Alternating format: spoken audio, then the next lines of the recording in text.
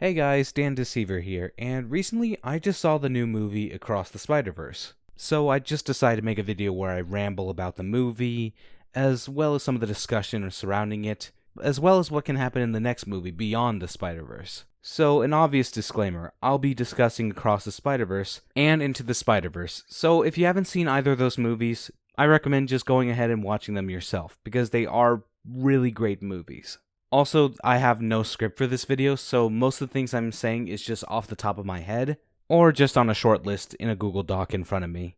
So take what I say with a grain of salt. To get all the big stuff out of the way, the movie is just visually stunning. Each piece of animation is just amazing to look at right up close in a movie theater. All the colors just pop out at you, the action is so fluid and crisp, and each little design, frame, background, just everything has so much love put into it that it's just unbelievable to know that it took them this long just to do all this. And not just the visuals, but also the sound design and the soundtrack as well. Daniel Pemberton, who also did the soundtrack for Into the Spider-Verse years ago, he just topped himself here, and it's amazing for what he accomplished. Just all the musical cues and everything. Oh, it just sends chills down your spine. I love all the little arcs that everybody goes through, and the fact that we see a lot more of Gwen this time. So it just balances out her struggles and everything that she went through from the first movie, and how it kind of connects to what Miles goes through in this movie as well. The themes of struggling with your identity, how these expectations, what people want you to be, despite the pain it can bring, has so much weight that it's more than a superhero thing, but also on a personal level. Gwen can't handle facing her dad after what happened with her version of Peter, fearing how he'll see her despite being his daughter. Miles tries so hard for his parents to at least understand what he might be going through, but at the same time, he doesn't want them to know why, because, Spider-Man. He fears the consequences. And this comes together later along the story, because he fears what will happen to his dad in the future. But in a cruel, ironic act of his own consequences, he ends up in a universe where his dad is dead, but not his Uncle Aaron. His fears are realized with the cliffhanger ending, as we see this world where there is no Spider-Man because it wasn't supposed to be him. We see him as the Prowler instead, and it becomes a matter of racing against the clock if Gwen and her band are able to save Miles in time, so he can also prevent his dad's death, but also keep the Spot from causing all this chaos to the universes. And I feel like that's where all the discussion has kind of been led up to surrounding this movie, which is the cliffhanger ending. And it's a very strong cliffhanger ending, to say the least.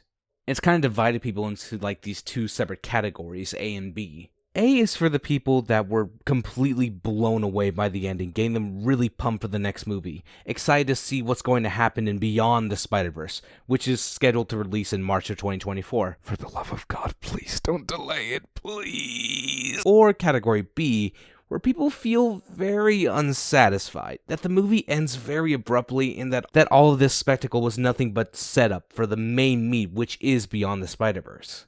And I always like to go to the neutral ground and fall into both A and B, where I was really, really pumped for what the cliffhanger ending gave me, and that I was just on the edge of my seat, just ready to see what was going to happen.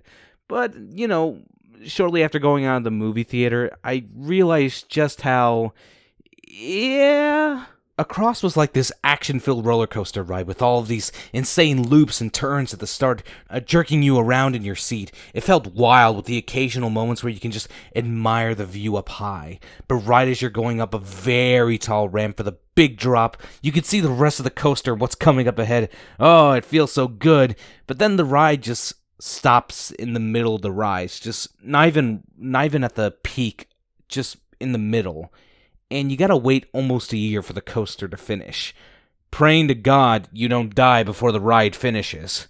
And it's really led people in this sort of no man's land of viewing the movie on a critical standpoint, because there's so much the movie wants to explore, but it just couldn't due to time, so it's all hopefully going to be resolved in the next movie. Stuff like the Spot and his goal by the end, or Miguel and if his intentions are truly justified or not, or if he's clearly too far gone to be seen as a hero anymore. It still puts you at the edge of your seat, but the fact that we gotta wait for it in another movie might leave some with a bad taste in their mouth, considering if Across may or may not age well in the few years. If Beyond ends up being the movie that truly tops the others with its animation, music, characters, and of course the plot and ending, then Across might be the one in the bunch that divides people. If all the setup and the new cast of characters was worth sitting through a whole movie just to get that satisfying end to Miles and Gwen's journey. Again, in a different movie. With Into the Spider-Verse, it still gave people that arc of Miles as we see his journey of becoming Spider-Man through the pain of being seen as not good enough as the others, the trauma of watching his uncle die, or becoming the hero he wants to be himself through that iconic leap of faith scene. Yes, the movie still opened up about a sequel right at the end, but you can still look at the first film on its own merit. Even after all these years, Into the Spider-Verse is still strong in everything it presents on its own. Across the Spider-Verse is a sequel that leaves everything open for its own sequel. It's all that setup that may have people questioning if it was worth splitting it into two movies. But we'll just have to see once Beyond releases, if people wanted all that waiting for the big finale, and if the story of Across might age well in the future for what it is hyping us up for, or just suffer for how much it tries to bring in for the little time it had due to that cliffhanger ending. And does that make the movie bad? Definitely not. Across the Spider-Verse is still an amazing movie. Miles fully realizes that he should do his own thing and not follow what canon events have him believe. Gwen realizes that too, as she now knows what she's done kept her dad from being police chief, which may have also saved him, and we also see her finally talk to him and open up about everything and connect once again. Because of what Miles did for Peter B, he picked himself back up to make things up with Mary Jane, have his adorable baby girl, and become much happier for changing their fate. Because why should we let fate be the judge of us, or even what others think, because there's always a chance to make it up, whether it be with someone you love, or saving somebody you love. Even if it's not entirely possible, we can still try.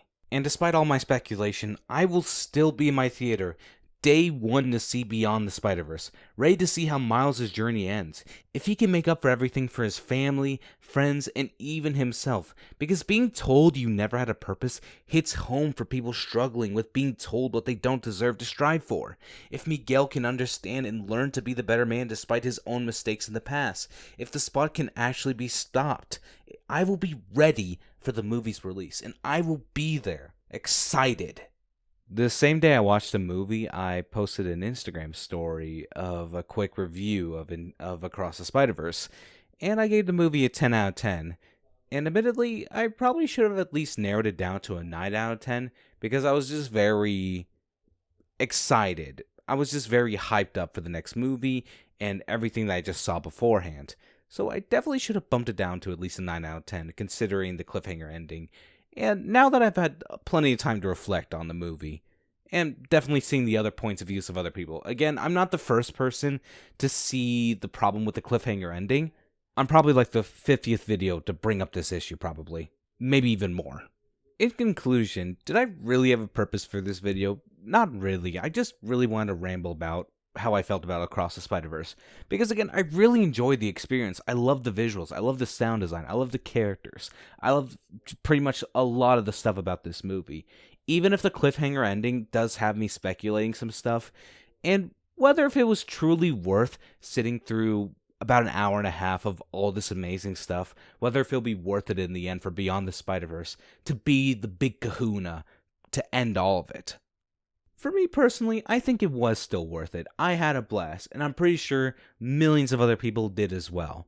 I think at the end of the day, once Beyond the Spider-Verse comes out, I'm pretty sure it is still going to be a great movie. I think it's going to be amazing to finally see how this trilogy was completely planned out, and how people are now seeing all the Easter eggs, or kind of at least references or hints from Into the Spider-Verse, and how it kind of leads up to Across the Spider-Verse. And this whole video is just all my opinion. This is all the things that I believe myself. So if you had a completely different viewpoint of how you saw this movie, as well as Into the Spider-Verse and how it all is going to connect together, especially into Beyond the Spider-Verse, that's going to be your own views. And I'm all right with hearing what you hearing what you believe, because this whole video was just a dumb little ramble by me.